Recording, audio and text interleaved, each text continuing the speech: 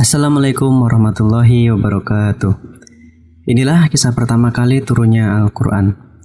Ketika usia Rasulullah SAW telah mendekati 40 tahun, beliau lebih senang mengasingkan diri. Itu beliau lakukan karena merasa tak nyaman melihat pemandangan kemusyrikan yang terjadi di sekitarnya. Ia pun meminta izin pada sang istri, Khadijah, untuk merenung dan mengasingkan diri. Dengan membawa roti dari gandum dan air, beliau pergi ke Gua Hira di Jabal Nur yang jaraknya kira-kira 2 mil dari kota Mekah. Suatu gua yang tidak terlalu besar, yang panjangnya 4 hasta dan lebar 1,75 hasta. Pilihan beliau untuk mengasingkan diri ini termasuk bagian dari ketentuan Allah Subhanahu wa Ta'ala sebagai langkah persiapan untuk menerima urusan besar yang sedang menantinya, untuk mengubah wajah dunia dan meluruskan garis sejarah. Allah telah mengatur pengasingan ini selama 3 tahun bagi Rasulullah ketika usia beliau genap 40 tahun, yang merupakan usia kematangan. Tanda-tanda nubuah atau kenabian sudah mulai tampak. Di antaranya, ada sebuah batu di Mekah yang mengucapkan salam kepada beliau. Terjadi ru'yah sadikah atau mimpi yang benar yang datang berupa fajar subuh yang menyingsing. Hal ini berlangsung hingga 6 bulan. Mimpi yang benar ini adalah merupakan salah satu dari 46 tanda kenabian. Kemudian, beliau mulai suka mengasingkan diri. Beliau biasa mengasingkan diri di Gua Hira. Beliau beribadah di dalamnya. Beberapa malam kemudian beliau pulang kepada Khadijah, lalu membawa bekal untuk keperluan yang sama hingga turunnya wahyu itu. Saat beliau sedang berada di Gua Hira pada bulan Ramadan tahun 610 Masehi atau 13 tahun sebelum Hijriah. Malaikat Jibril mendatanginya dan berkata, "Bacalah." Rasulullah menjawab, "Aku tidak bisa membaca." Namun, malaikat tersebut menariknya dan memeluknya erat-erat sehingga Rasulullah merasa sesak. Kemudian, Jibril melepaskan Rasulullah dan sekali lagi berkata, "Bacalah." Hal itu terulang hingga 3 kali. Lalu Jibril melepaskan Rasulullah sembari mengucapkan ayat pertama hingga kelima surat Al-Alaq. Artinya, "Bacalah dengan menyebut nama Tuhanmu yang menciptakan. Dialah menciptakan manusia dari segumpal darah. Bacalah, dan Tuhanmu lah yang maha pemurah, yang mengajar manusia dengan perantara kolam. Dia mengajar kepada manusia apa yang tidak diketahuinya." Setelah Rasulullah mengucapkan bacaan itu, sang malaikat pun pergi. Namun, kata-kata itu terpatri dalam kalbunya. Dalam keadaan yang masih gelisah, Rasulullah pulang dan meminta Khadijah menyelimutinya. Tubuhnya ketika itu menggigil seperti dalam keadaan demam. Rasulullah kemudian menyampaikan apa yang terjadi kepada Khadijah, lalu berkata, "Sesungguhnya aku mencemaskan diriku sendiri." Khadijah dengan penuh kasih menenangkan suaminya, "Demi Allah, Allah selamanya tidak akan menghinakan engkau. Sesungguhnya engkau selalu menyambung tali persaudaraan, selalu menanggung orang yang kesusahan, selalu mengupayakan apa yang diperlukan, selalu menghormati tamu dan membantu derita orang yang membela kebenaran." Selanjutnya, Khadijah binti Khuwailid membawa Rasulullah menemui Warokah bin Naufal bin Asad bin Abdul Uzza, anak paman Khadijah. Warokah adalah penganut Nasrani yang taat pada masa jahiliyah, yang sudah tua dan buta. Ia mampu menulis kitab dalam bahasa Ibrani, bahkan menulis Injil dalam bahasa Ibrani dengan bagus.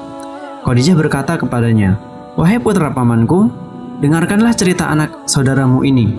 Waraqah pun bertanya, "Wahai saudaraku, apa yang kau lihat?" Maka berceritalah Rasulullah tentang apa saja yang telah beliau lihat. Waraqah kemudian mengomentari, "Ini adalah namus yang pernah turun kepada Musa alaihissalam. Andai saja aku masih muda saat itu, andai saja aku masih hidup ketika engkau diusir oleh kaummu." Spontan Rasulullah bertanya, "Apakah kaumku akan mengusirku?" Waraqah menjawab, "Ya, tidaklah seorang pun membawa seperti yang kau bawa, kecuali pasti akan dimusuhi. Andai aku masih hidup saat engkau diutus, aku akan menolongmu dengan sungguh-sungguh." Waraqah pun meninggal saat-saat turun wahyu. Wahyu sempat terputus setelah Rasulullah turun gunung. Beberapa pendapat banyak yang mengemukakan soal berapa lama terputusnya wahyu. Ada yang mengatakan 2 tahun, sebagian lagi mengatakan hanya 2 bulan, 40 hari, hingga mengatakan 3 hari saja. Tak ada bukti otentik soal berapa lama berhentinya wahyu. Namun berhentinya wahyu ini memang benar adanya.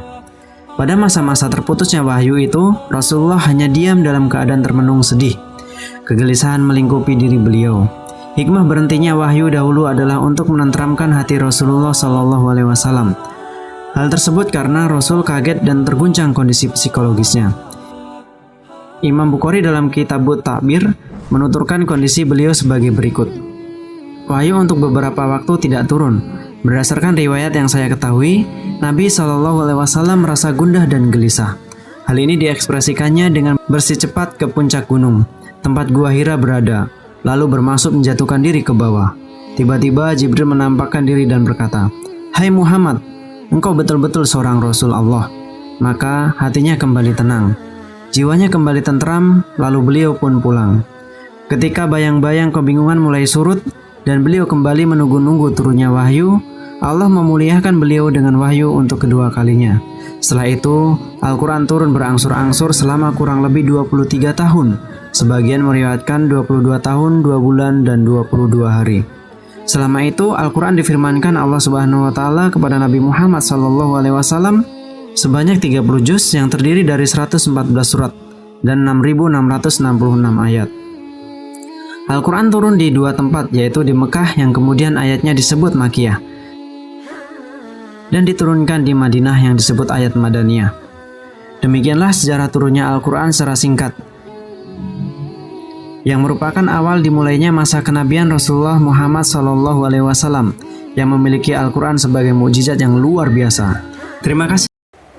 Baik anak-anak, dari video yang telah Ibu tayangkan tadi sudah diamati ya? Iya, Bu. Apakah ada pertanyaan? Ya, silakan. Bu, apa sih fungsi Al-Quran itu? Ya, pertanyaan yang bagus sekali. Baik anak-anak, apakah ada yang bisa menjawab? Tidak ada ya? Ya. Sebelum Ibu menjawab pertanyaan fungsi Al-Quran, Ibu akan menjelaskan terlebih dahulu yaitu pengertian Al-Quran.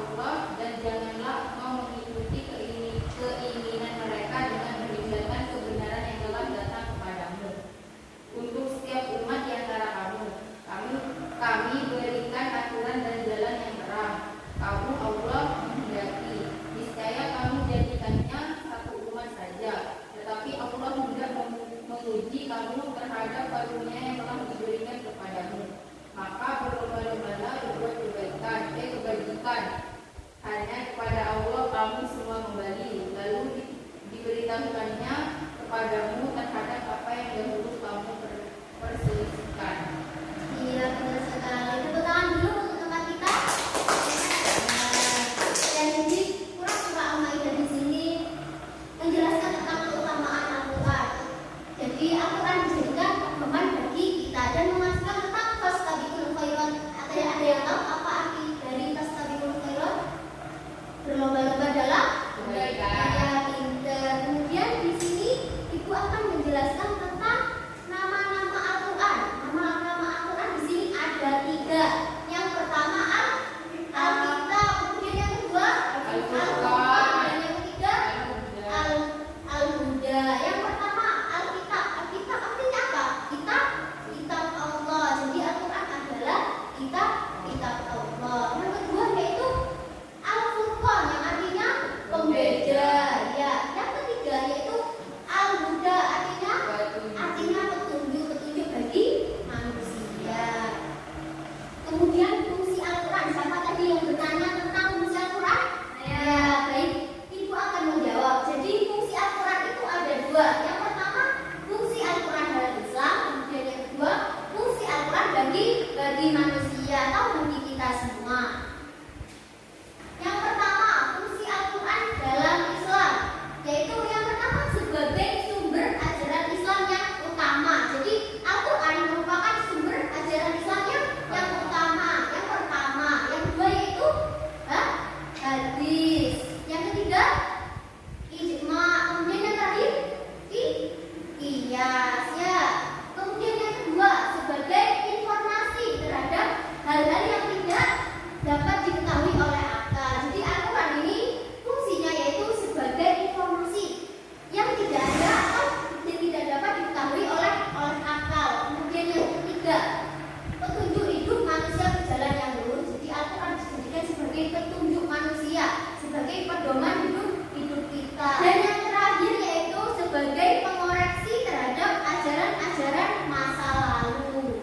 Kemudian selain fungsi Al-Quran bagi Islam, ada juga fungsi Al-Quran bagi manusia. Yang pertama yaitu sebagai petunjuk manusia. Jadi Al-Quran dijadikan petunjuk bagi manusia atau pedoman hidup manusia. Kemudian yang kedua sebagai pembeda antara yang hak dengan yang batil, antara yang benar dengan yang salah. Jadi ketika kita mempelajari Al-Quran, kita tahu artinya, tahu kandungannya, kita bisa membedakan mana yang baik dan buruk, mana yang hak dan yang batil. Jadi kita tahu hukum Islam yang sebenarnya, jadi mana yang benar, mana yang salah, seperti itu. Selain itu menjelaskan tentang Al-Quran, di sini juga ada hadis. Ini merupakan sumber hukum yang kedua. Yang pertama ada Al-Quran, dan yang kedua ini hadis. Baik, pengertian hadis. Hadis secara bahasa artinya baru atau tidak lama, atau ucapan, pembicaraan dan cerita. Kemudian pengertian hadis menurut istilah. Jadi hadis ini merupakan sinonim dari sunnah. Hadis menurut istilah adalah segala perkataan, perbuatan Nabi Muhammad. Ya. Kemudian fungsi hadis lain, ada fungsi Al-Quran dan juga fungsi hadis.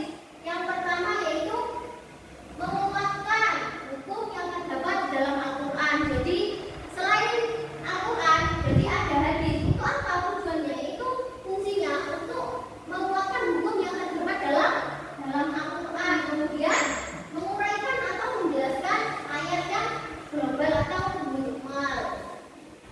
Kemudian yang ketiga apa? Menetapkan hukum yang tidak bisa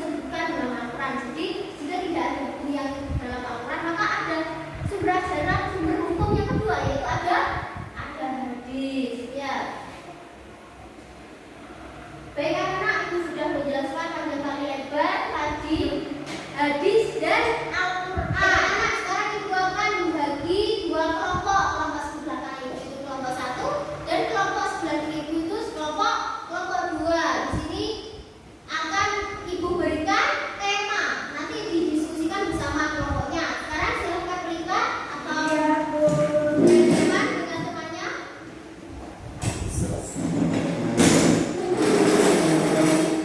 dengan temannya, teman kelompoknya.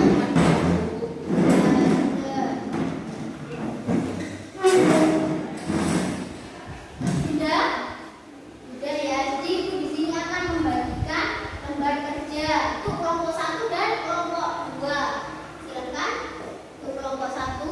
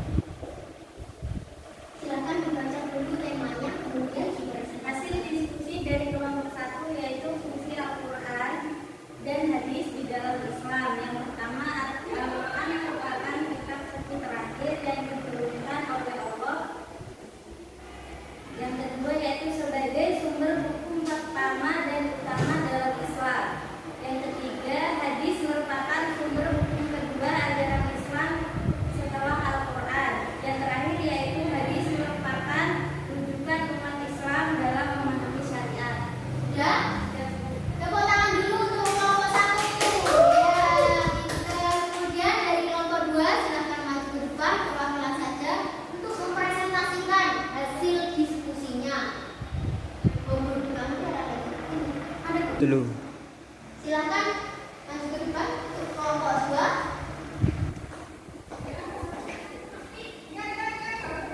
Hasil diskusi kelompok 2 yaitu carilah kata Al-Quran di dalam Al-Quran. Nah, kata Al-Quran ini ada Quran surat Al-Baqarah ayat 3, Quran surat Al-Imran ayat 3, dan surat An-Nisa ayat 23, surat Al-Maidah ayat 48, surat Al-An'am ayat 5,